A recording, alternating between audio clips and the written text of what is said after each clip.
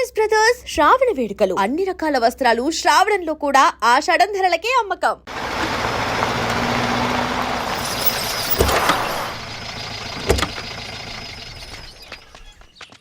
నమస్కారం అమ్మా. నమస్తే. నమస్కారం అమ్మా. ఇలా రండి. మీ ఊరు నుంచి కొందరు ఎంఆర్ఓ ఆఫీస్లో అప్లికేషన్స్ ఇచ్చారు. తను వాళ్ళ పేర్లు చెప్తారు, వాళ్ళని పిలవండి. అలాగే మేడం. వెళ్ళండి. Madam, coffee. నువ్వెప్పుడు వచ్చావు రవి? మీరు గంటకోసారి కాఫీ కావాలంటారు కదా, మాటి మాటికి వెళ్ళి రావడం ఎందుకని వచ్చేసా.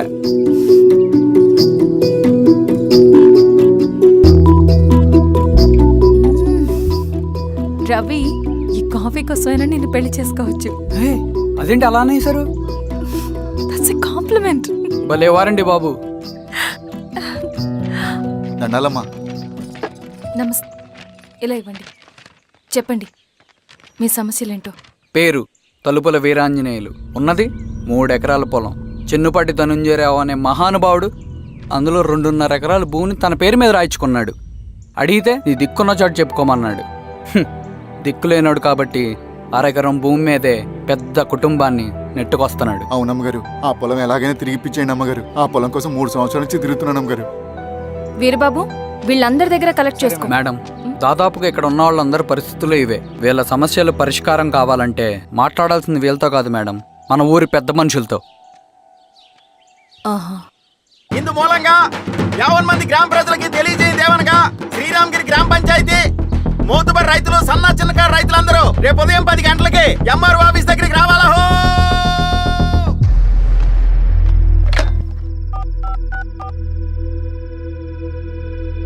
హలో, ఎవరు? నమస్తే బాబాయ్, నేను ఈశ్వర్ రెడ్డి. ఈశ్వరా, ఎలా ఉన్నావు? బాగున్నా. చెప్పు బాబాయ్, శిరీష్ ఎంఆర్ ఆఫీస్లో భూ సమస్యల గురించి రేపు మీటింగ్ ఏర్పాటు చేసింది. ఈ విషయం మన వాళ్ళంతా ఎలా తీసుకుంటారో అర్థం కావట్లేదు. అందుకనే మీకు ఫోన్ చేశాను. శిరీష్ చెప్పింది చేయండి, అదే మనకి కలిసి వస్తుంది. సరే బాబాయ్, ఉంటాను.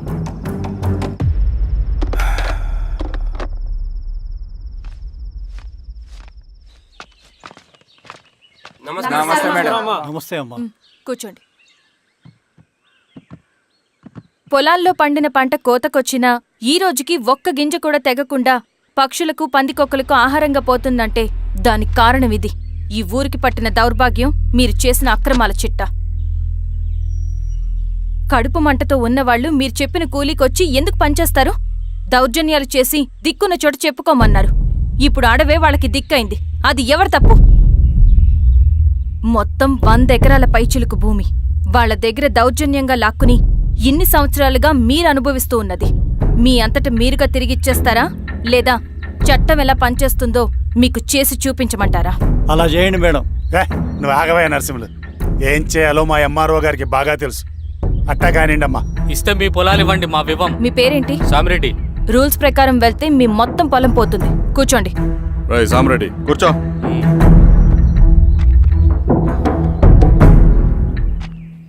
ఏమ్మా, సంతోషమేగా? మరీ నువ్వు అనుకున్నంత చెడ్డవాళ్ళేం కదమ్మా మనోళ్ళు.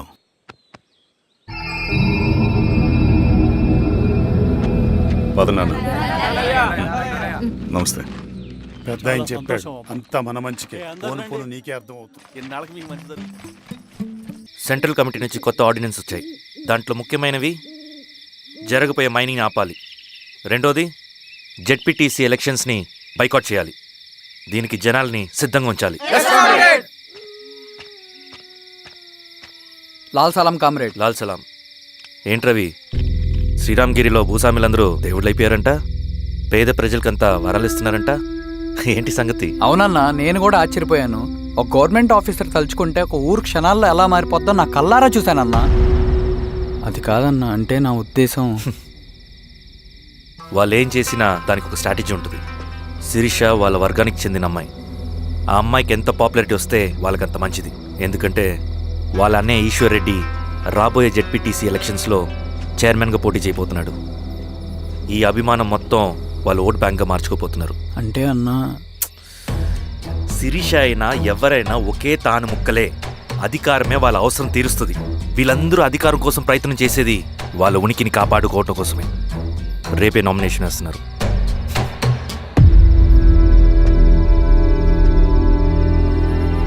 ఈశ్వర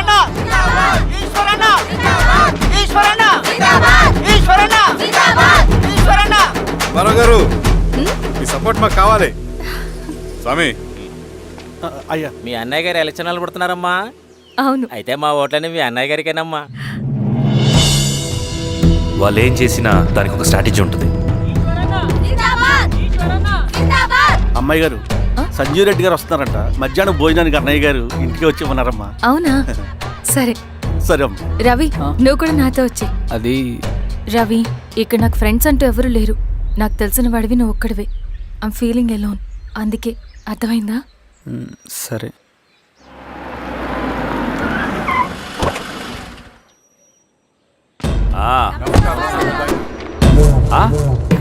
సురా బాగున్నావా? నమస్తే చెన్నారెడ్డి. నమస్తే. బాగున్నారమ్మా? సుబ్బారెడ్డి పదండి. ఊళ్ళో మనోళ్ళంతా బాగున్నారు కదా ఈశ్వరా? అంతా బాగున్నారు బాబాయ్. సంతోషం. ఈసారి మళ్ళీ మనం ఏకగ్రీవం అవ్వాలి రెడ్డి. మనకు పోటీ లేదు, మనదే విజయం. సంతోషం. కూర్చోండి.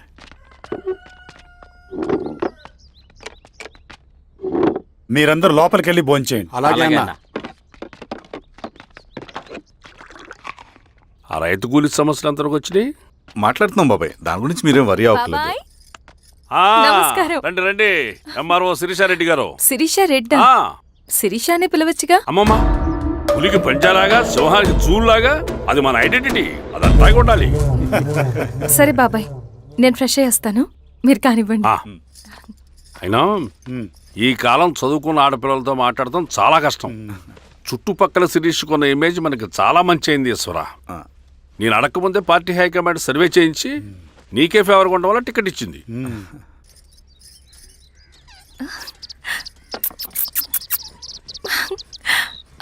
అనేవాళ్ళు ఎక్కడ? బయటికి వెళ్ళారమ్మా. ఓ, బయటికి వెళ్ళారా? రవిని పిలు. అలాగే. మేడం. రవి, రా రా రా, కూర్చో. పర్లేదు మేడం. మేడం ఏంటి? శిరీష అనే పిలవచ్చుగా. అది కాదండి, ఎవరైనా కూర్చో. చూస్తే. కూర్చోవయ్యా. ఇది ఆఫీస్ కాదు రవి, మా ఇల్లు. వడ్డించు. సరే అమ్మా. రవి, ఆ, అడవిలో నక్సల్స్ ఎక్కడుంటారో తెలుసా నీకు? ఏంటి శిరీష? అడవిలో నక్సల్స్ ఎక్కడుంటారో తెలుసా నీకు? ఎందుకు శిరీష గారు? తెలుసా తెలీదా? నాకెలా తెలుస్తుందండి? చూచాయిగా ఆయన తెలీదా? సరే, ఎక్కడుంటారో నాకు ఐడియా ఉంది. సాయంత్రం ఇద్దరం కలిసి వెళ్దాం. అది కాదండి. నువ్వు వస్తున్నావు అంతే. తిను. ఇది ఎక్కడ కూడా రా బాబు. సడన్ గా నక్సల్స్ అంటుంది, అడువంటుంది.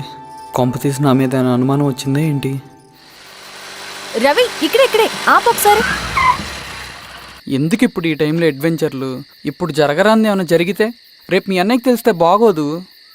రవి, చుట్టూ చూడు. పైన వెన్నెల, పక్కనే అడవి. అబ్బో, ఎంత బ్యూటిఫుల్ గా ఉందో. అవునా? అవునా ఏంటి? అసలు ఎప్పుడు చూసినా ఎందుకలా డల్ గా ఉంటున్నావు? కాలేజీలో ఇలా ఉండేవాడివి కాదు కదా, ఏమైంది? అది ఒక్క నిమిషం. హలో మేడం, పేషెంట్కి అర్జెంటుగా ఏ పాజిటివ్ బ్లడ్ కావాలి మేడం. రవి, ఆ? అర్జెంటుగా హాస్పిటల్కి పోని. ఏమైంది? పోనీ. రండి మేడం, ప్లీజ్ రండి. పోలీసులకి నక్సల్స్కి కాల్పులు జరిగాయి. ఆ కాల్పుల్లో గూడెం కుర్రాడు ప్రాణాపాయ స్థితిలో ఉన్నాడు.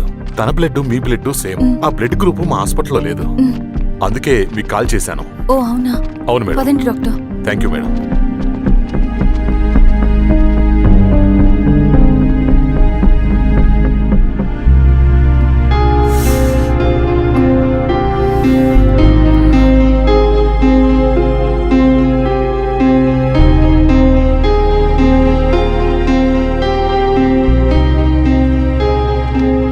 Thank you madam.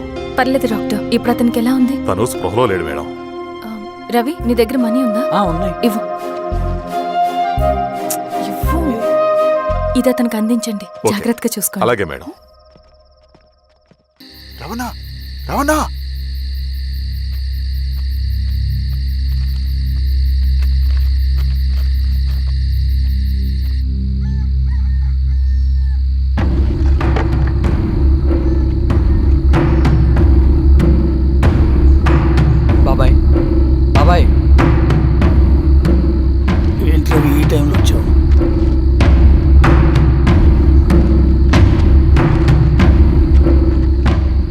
కామ్రేడ్, జరగబోయే జెడ్పీటీసీ ఎలక్షన్లో మన పార్టీ తరఫున జెడ్పీటీసీ చైర్మన్ పదవికి పోటీ చేయడానికి అర్హుడైన అభ్యర్థిగా మిమ్మల్ని సెంట్రల్ కమిటీ ఏకగ్రీవంగా నిర్ణయించింది. ఒక మామూలు రైతు కూలిని నాయకుడిని చేయగలిగిన దళం ఒక్కటే. ప్రాణాలు అడ్డేసైనా సరే అన్న చెప్పింది చేసుకుంటూ పోతా. లాల్ సలాం కామ్రేడ్. లాల్ సలాం. బాబాయ్, మీతో ఉన్న మన కూలీలకు, నీ వెనుకున్న సింగన్నకు ఈ గెలుపు ముఖ్యం. ఈ గెలుపు మన హక్కు కామ్రేడ్. వీళ్ళ మద్దతు మనకే ఉందన్నా. ఇది సరే, ఆ వర్గం వాళ్ళ ఓట్లు కూడా మనకు పడాలి. నమస్తే. నమస్తే అమ్మా. ఆహా, మీ ఇద్దరిని చూస్తుంటే కడుపు నిండిపోతుందమ్మా. ఒక ఎంఆర్ఓ, ఒక జెడ్పీటీసీ చైర్మన్. అదేంటి బాబాయ్, ఇంకా ఎలక్షన్స్ జరగలేదు? పోటీ అని ఉంటేనే కదమ్మా ఎలక్షన్స్ జరిగేవి. అన్నయ్యది ఏకగ్రీవం. బాబాయ్,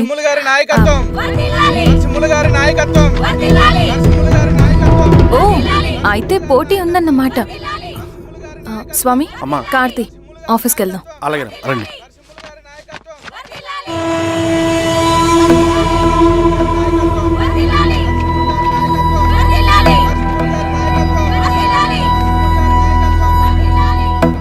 నమస్తే. మొన్నటి వరకు కూడా కూలీ రేట్ల విషయంలో కొంచెం ఆటవిడుపుగా ఉందామని అనుకున్నాం. ఇప్పుడు ఆ అవసరం లేదు. ఎందుకంటే చట్టసభల్లో మీతో పాటు కూర్చునే అవకాశం మాకొచ్చింది. అంబేద్కర్ కలలు ఇప్పుడు నిజమవుతాయి. పదండ్రా.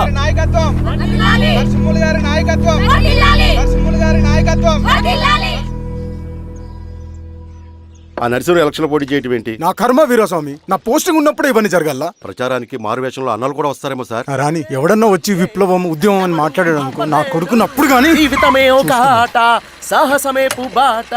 ఎదురే నాకు లేదు, నన్నెవడు ఆపలేడు. ఎదురే నాకు లేదు, నన్నెవడు ఆపలేడు. జీవితమే ఒక ఆట, సాహసమే పుబాట. ముసుగు మీద చేయేస్తే మడత పెట్టి కొడతా. నువ్వా? ఎవడరేడు? ఈ తెల్లని గుర్రం శాంతికి సంకేతం. ఈ నల్లని బట్టలు న్యాయానికి చిహ్నం. ఈ ఎర్రని రంగు విప్లవానికి నాంది. ఈ కొరడ శిక్షా స్మృతికి చిహ్నం. సార్ ఇది చిరంజీవి పిచ్చాడు. తీసుకెళ్ళండి. నాగలి గుర్తు చేయాలి ఓటు. అంతర్గుర్తు. నాగలి గుర్తు మీద ఓటేయాలి. నాగలి గుర్తు మీద ఓటేయాలి. ప్రతిసారి ఎన్నికలు వస్తున్నాయి. ప్రతి ఎన్నికలప్పుడు రకరకాల పార్టీల నుంచి నాయకులు వస్తున్నారు. లేనిపోని వాగ్దానాలు చేస్తున్నారు. పొలాలు ఇస్తామంటారు, భూములు ఇస్తామంటారు, ఇల్లు కట్టిస్తామంటారు. ఏమన్నా జరిగిందా ఇప్పటి వరకు? ఏం జరగలేదు కదా. మరి కష్టాలన్నీ పోవాలంటే ఏం చేయాలి? మన పార్టీని మనం గెలిపించుకోవాలి. నాగలి గుర్తుకే ఓటేయండి. ఇన్ని సంవత్సరాలు మీకు సేవ చేసుకునే అవకాశం నాకు ఇచ్చారు. అలాగే ఇంకొకసారి మాకు ఓటేసి భవిష్యత్తులో కూడా మీకు సేవ చేసుకునే అవకాశం మాకు ఇస్తారని కోరుకుంటూ, మీ ఈశ్వర్ రెడ్డి. మన ఓటు ఈశ్వర్ రెడ్డికే, మన ఓటు లాంతర్ గుర్తుకే, మన ఓటు. సార్ లాంతర్ మర్చిపోకుండా మోయా. నమస్తే.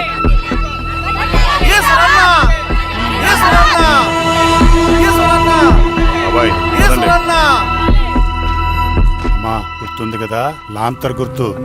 అలాగే. కూలీ రేట్లు పెంచమంటే పెంచడం, ఎలక్షన్ లో డబ్బులు మాత్రం మంచుతారు. ఏ మనుషులో.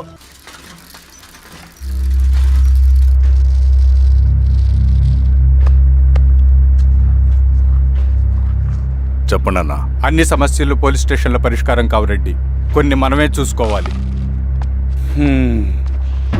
పంట ఎదగాలి అంటే పొలంలో నీళ్లు పారించాలని పెద్దోళ్ళు అంటారు. అదే పంట చేతికి రావాలంటే రక్తం పారించాలని అడవిలో వాళ్ళంటే అట్టే. కానీ ఇందులో మన తప్పేం లేదు. అందుకు మనమేం చేయలేం. ఊర్లో అన్నిటికీ పెద్ద అడవి. ఏది జరిగినా నీ చేతుల మీదగానే జరగాలి. అర్థమైంది కదా? పదరా.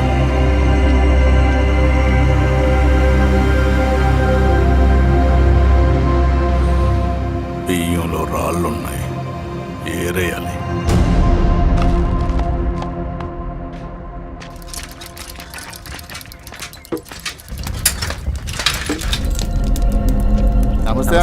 నమస్తే. నమస్తే. ఓ లీటర్ పాలు పోయి. సుబ్బన్, అంత బాగున్నారా? అవునా?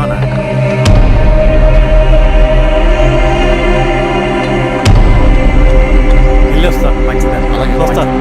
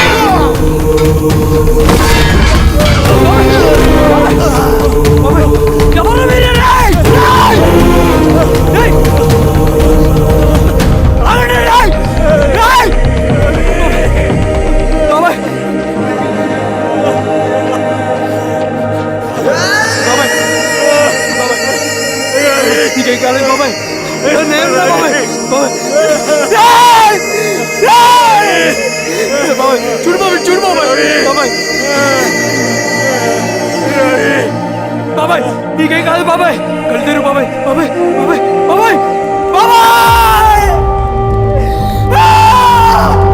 బాబాయ్ ఇదొంచు. ఏం దెబ్బ కొట్టావు బారెడ్డి? ఒక దెబ్బకు 2 పిట్టలు. ఎలక్షన్స్ ఏకగ్రీవం. ఇంకొకటి, రేపటి నుంచి ఆ కూలీ నా కొడుకులు మనం ఎంత ఇస్తే అంతగా వచ్చి పనిచేస్తారట. సర్లేండి బాబాయ్, వదిలేయండి. ముందు ఆ ఖర్చుల సంగతి చూడండి. నమస్తే సార్. నమస్తే గిరిధర్ గారు. మీరు ఇలా చేస్తారని కల్లో కూడా ఊహించుకోలేదు ఈశ్వర్రెడ్డి గారు. 2 పసిబిడ్డలు ఉన్నారు ఆ ఇంట్లో. వాళ్ళ గురించి ఏమైనా ఆలోచించారా? రేపు వాళ్ళు మళ్ళీ అడవిలోకి వెళ్ళి గన్నులు బాంబులు తీసుకొచ్చి మీ ఊరి మీదనే పడతారు. అప్పుడు వాళ్ళకు మీరు, మీకు వాళ్ళు. ఇది ఆగదు. అసలు ఏం మాట్లాడుతున్నావు గిరిధర్? మీకు అగేన్స్ట్ గా ఇప్పటివరకు ఏ ఎవిడెన్స్ లేదు. మీకు చెప్పేద్దామని వచ్చాను. బయలుదేరండి.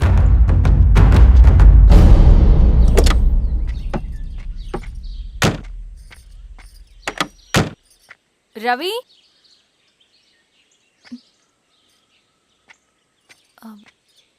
రవి ఈరోజు ఆఫీస్కి రాలేదేంటి? నరసింహుల బాబాయ్ చనిపోయాడు. జరిగింది విన్నాను. ఎలా? అన్యాయం అండి. ఎలక్షన్లో నిలబడితే చంపేస్తారా? ఎవరు? ఎవరా? ఆపోజిట్ పార్టీ వాళ్ళు. అందరికీ చెప్తుంటారుగా, మీ అన్నకి చెప్పలేదా? ఇలా చంపుకుంటూ పోతే ఏదో ఒక రోజు మన వాళ్ళని చంపుకోవాల్సి వస్తుందని. రవి, వెళ్ళి మీ అన్నకి చెప్పుకోండి.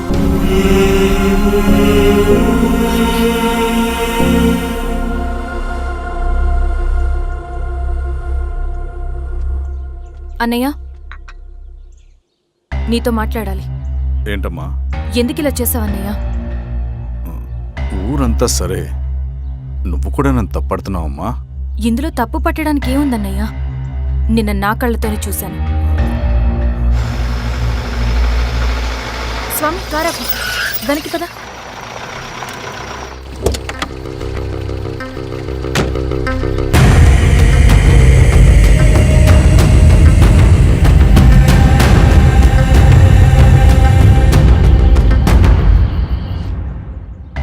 జీవితంలో కొన్ని సందర్భాలుంటాయి. మనం నిజం చెప్పిన అబద్ధం అయిపోయే సందర్భాలు. ఆ వచ్చిన వాళ్ళు ఎవరు ఏంటి అన్నది నీకిప్పుడు చెప్పిన అర్థం కాదు. నిజం నిలకడగా నీకే తెలుస్తుంది. నువ్వే ఇదంతా చేసినట్టు తేలితే మాత్రం నిన్ను జీవితంలో క్షమించలేనన్నయ్య.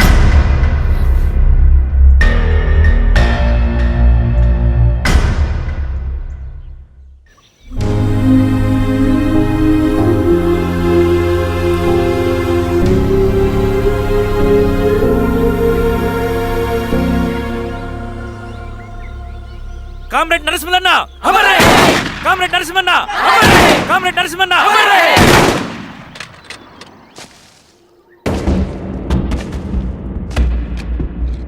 ఇలా జరుగుతుందని ఊహించలేదు. ఇవాళ నుండి వాళ్ళ కుటుంబ బాధ్యతలన్నీ మన విప్లవ సంఘమే చూసుకుంటుంది. రవి అన్నా ఇది వెళ్ళి వాళ్ళ కుటుంబానికి అందివు. సరే అన్నా. ఈ రోజు నుంచి ప్రతి నెల మన తరఫున సహాయం అందుతుందని చెప్పు. అలాగే నేను చెప్పానని చెప్పు. అన్నా ఊరంతా భయం గుప్పెట్లో ఉందన్నా. మరి మన నరసింహులన్న ప్రాణత్యాగానికి అర్థమేంటి కామ్రేడ్? భయపడటం వల్ల పనులు జరుగుతాయని వాళ్ళు నమ్మితే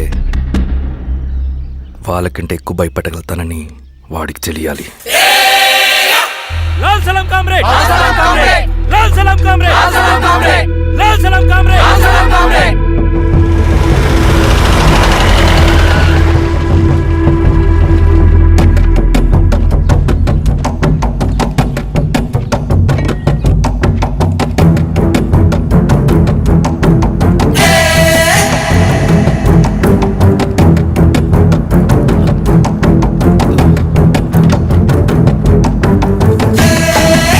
మీరు ఏంట్రా అది?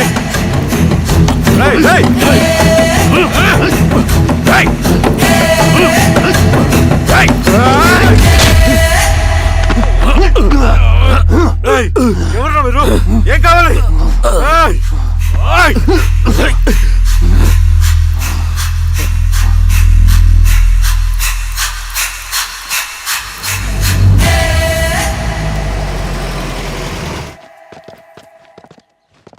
సార్, మన పోలీస్ టీం అడవంతా జల్లెడ పడుతున్నారు sir. You don't worry sir. చూడు ఇన్స్పెక్టర్, సాయంత్రంలో పేశ్వరయ్య ఇంట్లో ఉండాలా. వాడికి ఏమైనా అయితే మీ డిపార్ట్మెంట్లో ఏ ఒక్కడిని విడిచిపెట్టను నేను. అమ్మా, వాణ్ణి కలవటానికి వచ్చాను నేను. ఇంతలో ఎలా జరిగిపోయింది. నువ్వు ధైర్యంగా ఉండమ్మా. సార్, ఈ కంప్లైంట్ మేడం సైన్. ఇదిగో దీని మీద సంతకం పెట్టమ్మా.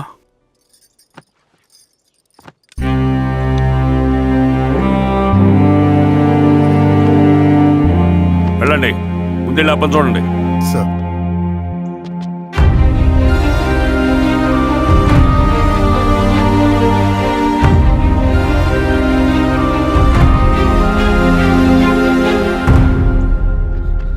అయ్యా అయ్యా అయ్యా, మన పొలంలో అయ్యా. ఏమైందిరా?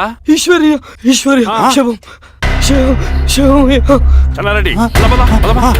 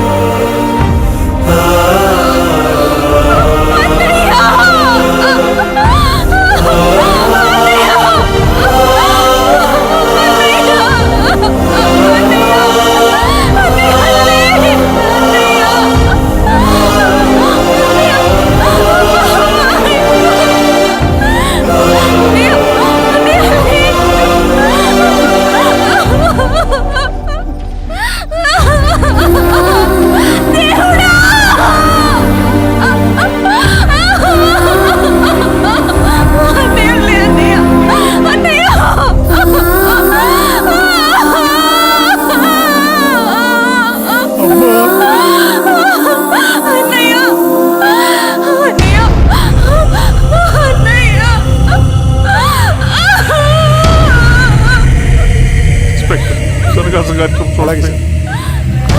మీరేసా మీరు క్లియర్ చేయి. మీరందరూ జరగండి మా పక్కకి.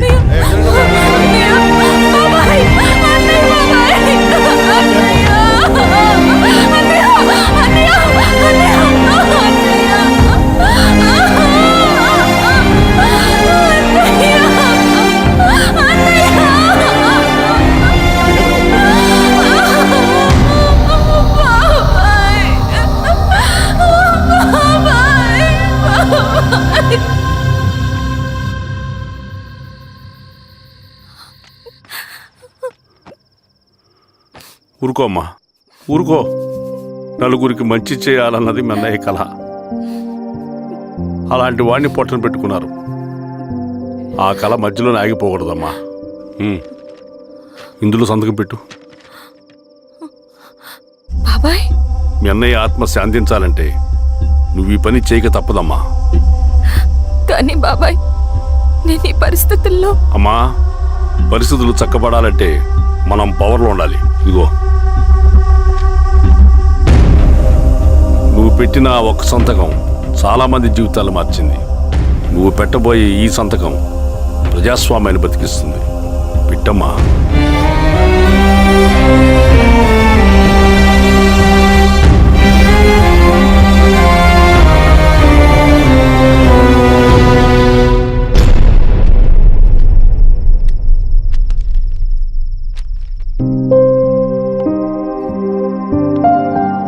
వెళ్ళొస్తాను.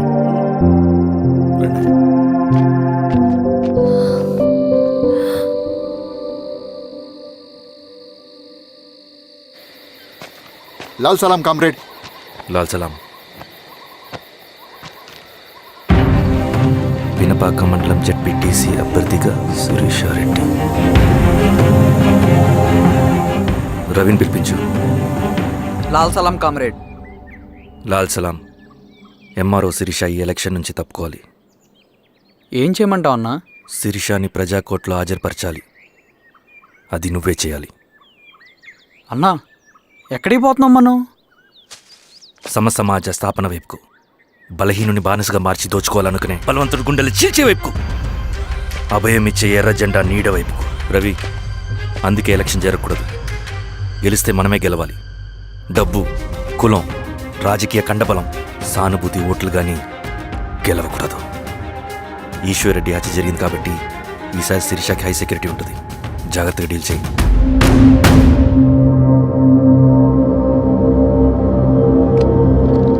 ఇక్కడ విప్లవ లక్ష్యాలకే తప్ప ఎమోషన్కి చోట్లేదు రవి.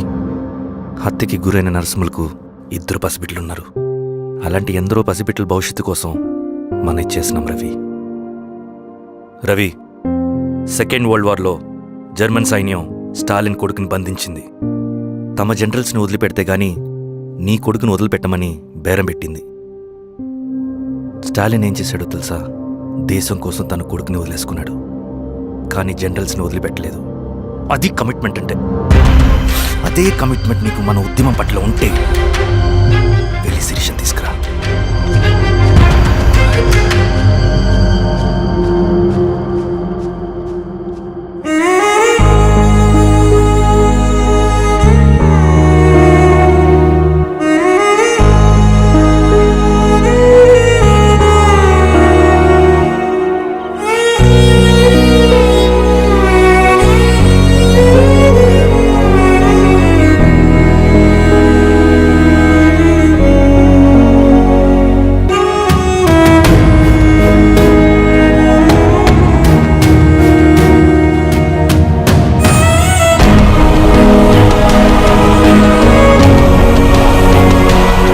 అదే కమిట్మెంట్ నీకు మన ఉద్యమం పట్ల ఉంటే వెళ్ళి శిరీషను తీసుకురా.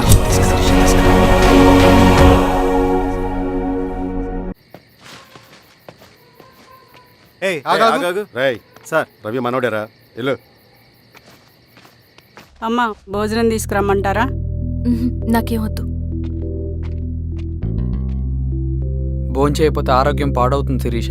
నువ్వు వెళ్ళి తీసురా అమ్మా. సరే. రవి, నాకు ఒక మంచి కాఫీ చేసిస్తావా? తలనొప్పిగా ఉంది. చేసిస్తా కానీ తర్వాత నువ్వు భోంచేయాలి.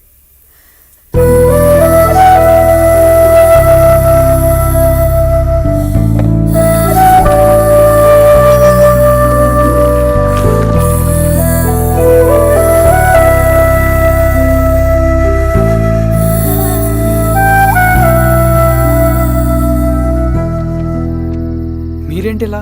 మంచినీళ్ళ కోసం వస్తున్నాను. ఓ, లోపల ఉన్నాయి, పదండి.